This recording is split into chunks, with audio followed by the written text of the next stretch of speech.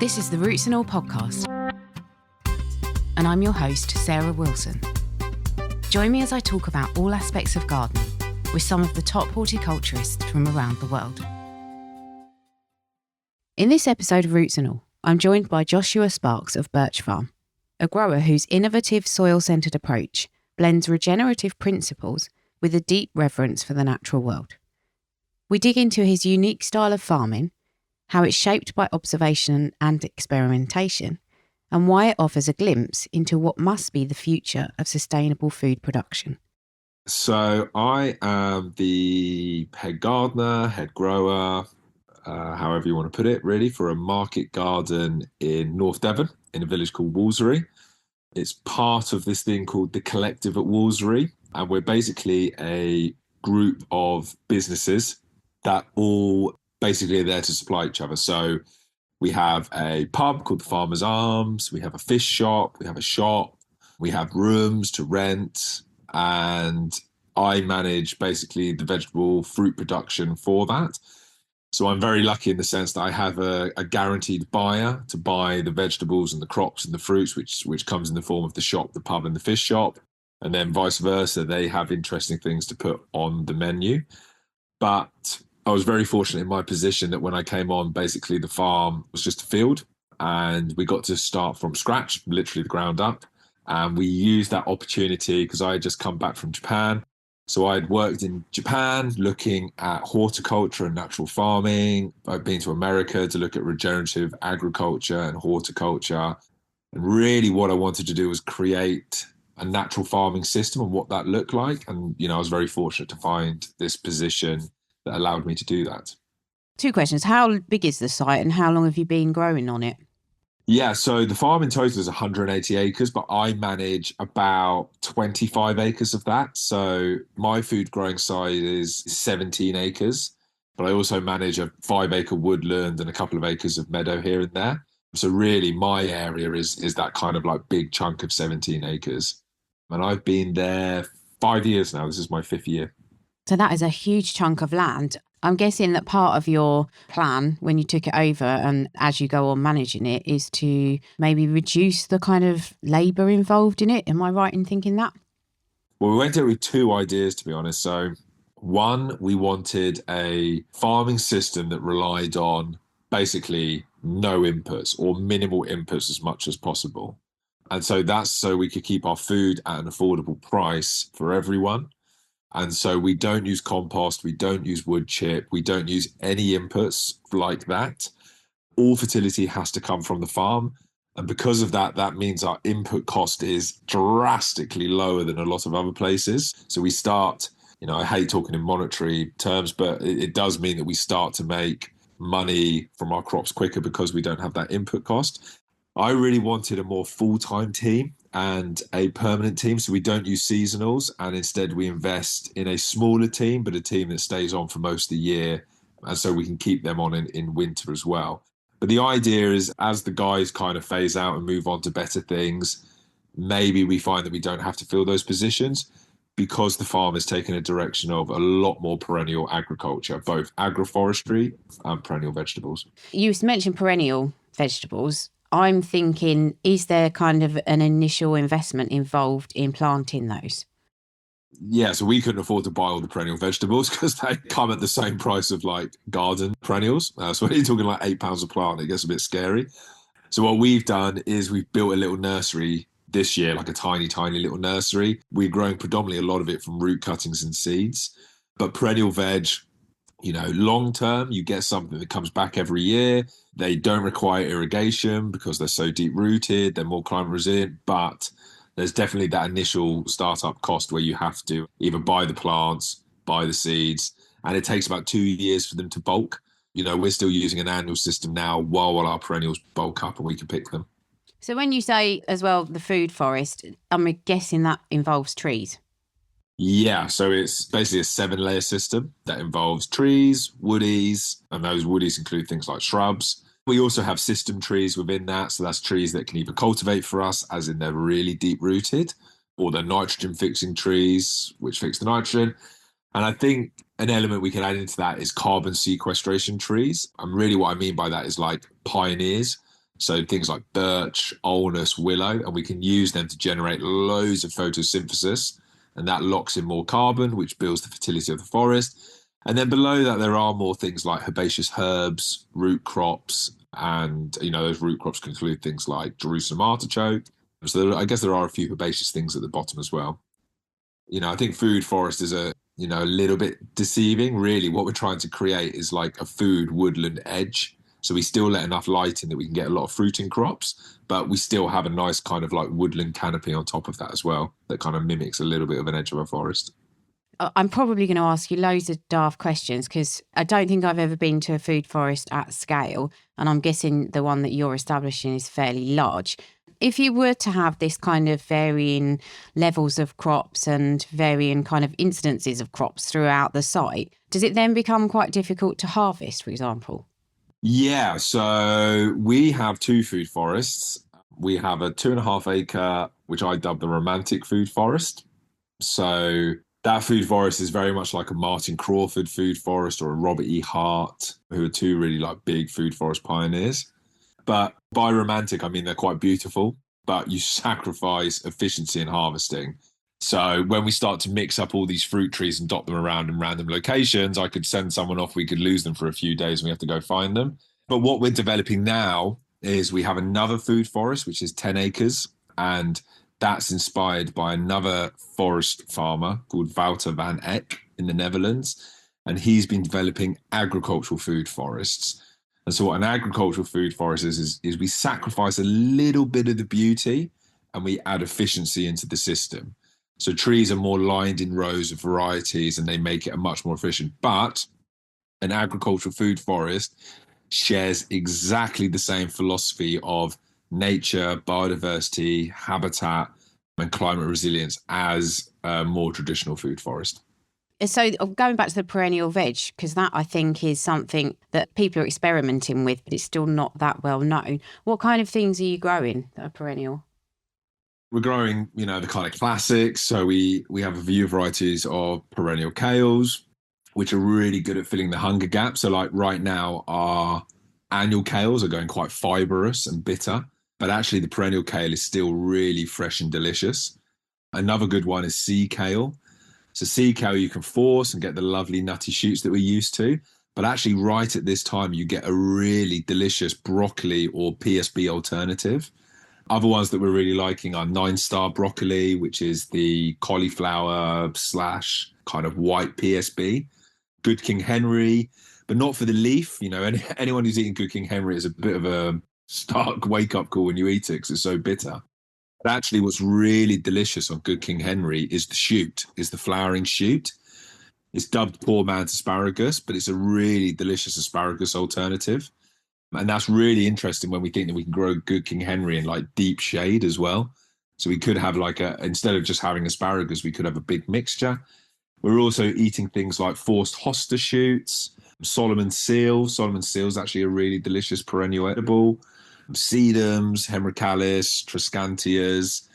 Another few interesting ones are like the Corsican spinach, the Halbitsia tamnoides. It's got these lovely red shoots, which you can harvest again like asparagus, which then turn into really good spinach leaves. Grows in full shade again, and it's a climber, so we can grow it vertical to use it for more space. Mashua is a really good one for us as well. It's a good wasabi alternative when we ferment it. And yeah, just lots and lots and lots of different things. Apios americana, which is a delicious root crop, which we're really excited as an alternative to potato. And it's got this lovely potato, kind of like potato hazelnut flavor to it. And it actually has more fiber, more protein, and full of loads of essential vitamins that potatoes don't have. So what we're finding is a lot of these perennials are really, really good for us as well. And how are the kitchen finding cooking with them? Yeah. So they're really good. So Toby, the head chef's really good. So he'll take these things and he'll put them into dishes. And it's only going to work with the help of the chefs. That's kind of like crucial for this.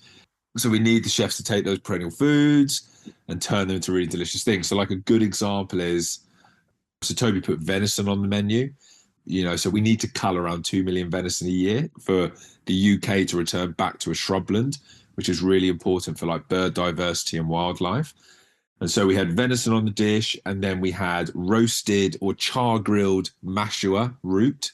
And then Toby took the mashua and also grated it and fermented it and had it as a wasabi replacement, along with blackberries that we harvested from the farm. So there was like blackberries and mashua, and everything on the dish was either wild or perennial. I bet they absolutely love it when you come in with this new thing that you've found and go, right, what can you do with this? And like I said, instead of just giving him a bundle of asparagus, what we can give him is a bundle of Force Hosta, Solomon Seal, Good King Henry, asparagus, and like epilobium. So we can diversify what we give to the chef. So it's a lot more interesting for them.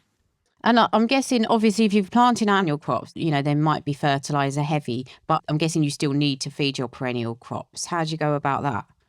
Yeah. So, from the beginning, we never wanted a kind of traditional no dig system, I guess. We didn't want to create a market garden that relied on us having to buy compost every single year.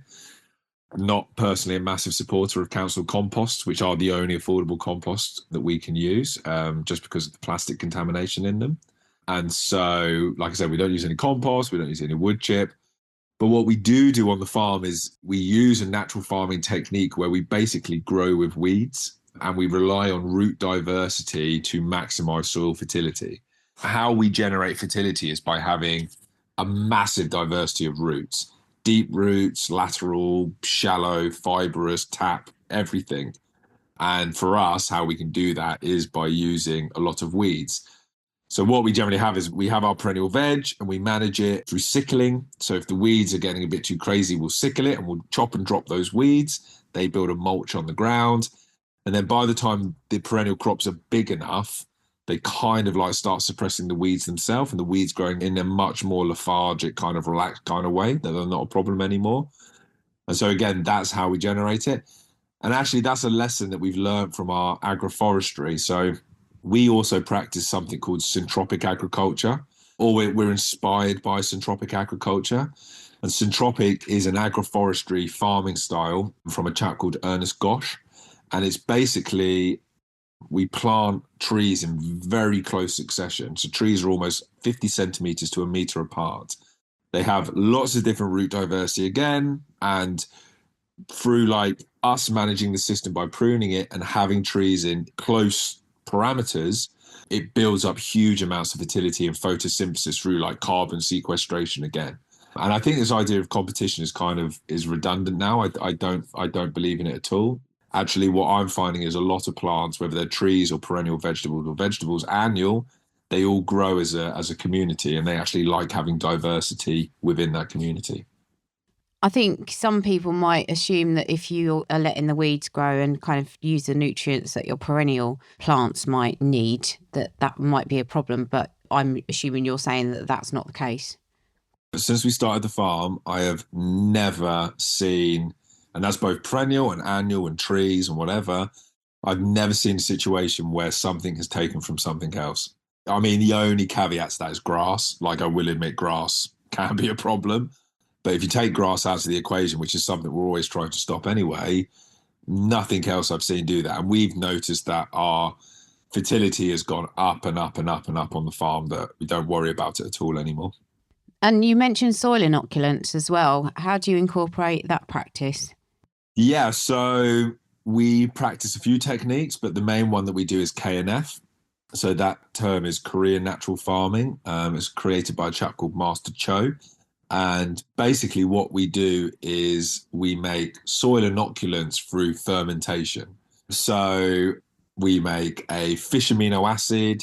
So we'll take all the old fish head and guts from the pub, bring it up, and we'll ferment that and turn that into a really powerful inoculant.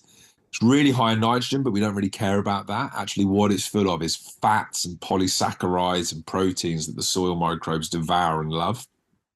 We also make things like water-soluble calcium from old eggshells or mussel shells. We ferment seawater because seawater has every single trace mineral that we require. And so we do like fermented seawater. And then the two big ones for us are LAB, which is lactobacillus. So LAB is basically we take a carbohydrate like grain, we put it in some water for 7 days and leave it in the field. When that water smells quite sweet, we know we've captured the lactobacillus in the air. And then we'll add some milk. And we'll actually use milk from our shop that's gone past its sell by date. So it's a way to recycle the milk. We'll add some milk, a curd will form, and then that liquid from the curd is basically lactobacillus. And then we can use that LAB to either ferment food waste, so bokashi. So bokashi composting, the brand and the formula EM is basically lactobacillus, but you can make it at home for nothing, basically. And we can use that to ferment food waste or garden waste, or we can use it as a soil cleanser or plant cleanser in the sense that LAB is quite good at not fully stopping, but it's quite good at slowing down things like potato blight and powdery mildew. And then the other big one that we do is IMO. So IMO stands for indigenous microorganisms. Sounds a bit witchy, but what we'll do is we'll have a box made from oak. We fill it with part cooked rice, like al dente rice. We'll take that into the woods. We'll bury it under the healthiest tree that we can find. We'll come back a few days later. The rice will turn into this big, white, fuzzy mass. I call it an IMO cake that you can pull the whole rice out, finger and thumb. And then we'll do 4 different stages that will grow those microorganisms caught on the rice until we have one ginormous fermented pile. And then we can use that to inoculate the soil on the farm, and potting mix as well. We actually use a lot of it in our potting mix now. Yeah, I mean, you said it sounds a bit witchy. Some of it does, admittedly. Is it difficult to get buy-in from some of the other people that you work with or the other stakeholders on the farm? Yeah, I mean, sometimes when we start, I mean, the whole idea of natural farming, like when we started, it was like, that won't work. You can't grow with weeds. You know, every single day it was like, that won't work, that won't work. But I think actually what's happened is over time is that people have seen this huge abundance on the farm. And actually everyone's kind of jumped on board with it now. Everyone's really supportive of it. We now run workshops on it as well to teach people as much as possible. And I think actually what's happened is everyone who's joined the farm and the guys have really latched onto it because they've seen firsthand how healthy the farm's become. So I'm guessing your soil is super healthy and full of biodiversity. How about the kind of above soil environment? Is that also thriving? Yeah, I mean, our soil is beautiful. I mean, it smells sweet, it retains moisture. It's always got a tilth. It's lovely and crumbly. So all of our vegetables, whether it's perennial or annual, is grown as a polyculture. And so by polyculture, you know, we grow multiple different vegetable families in one bed. So we aim for 5, basically. But then when you add the weeds into that, the weeds can add another like 10 or 15 genus or species into that. So one bed can have up to 15 to 20 different types of plant growing at one time. And then how we plan our polyculture is, again, looking at our forestry, is we plan it in canopy layers. So we have a low canopy, medium, high, so on and so on. But what that does is the bed becomes this kind of like explosive wilderness in its own right. And then the weeds are pollinating. You know, weeds are the greatest pollinators we have. They're better than any annual or cover crop because a lot of the weeds have evolved with the insects to pollinate them within our areas. So we get huge amounts of pollination. We get loads of birds that use the beds as like cover. They actively hunt the slugs for us. And we're just finding the beds are like these little tiny micro forests as they are. So we get loads of biodiversity above ground. Lots of snakes, lots of newts, toads, lizards, hedgehogs. They all live within the vegetable beds. Amazing. And you mentioned things like powdery mildew. I'm assuming you find things are more resistant to animal attack as well as disease attack? Yeah, I mean, you know, when we first started, I won't be around the bush, like slugs were a real problem for us. When we took it from a dairy pasture into a natural farming system, that first year, we were picking about 2 kilos of slugs off one veg bed at a time. Never seen as many slugs as that in my entire career. But then what happened was, very quickly, is that by making the farm quite wild, the predators started to come back. And a lot of the predators on slugs actually share slug habitat.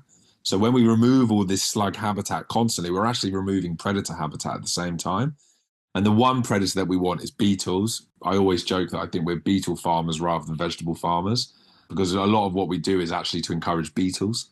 And then since we've done that, you know, slug populations, or I don't know how you want to put it really, I don't know if control, whatever, they've dropped massively, that we don't really have slug problems anymore.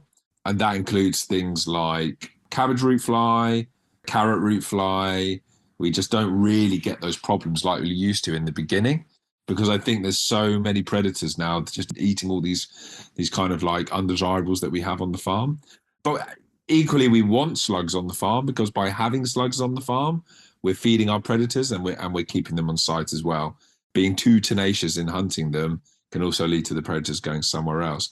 But overall, we're noticing a huge decline in pest pressure. Like, we have rabbits on the farm. They don't do anything to the vegetable field. I don't know why, to be fair. People always ask me what the secret is. I don't know. But I do wonder, is it because they just have so much food they can eat that, and they'd rather eat that than our vegetables? So I suppose you've kind of got this system established, and that leads me on to the question, is there a minimum area that you think this would work on?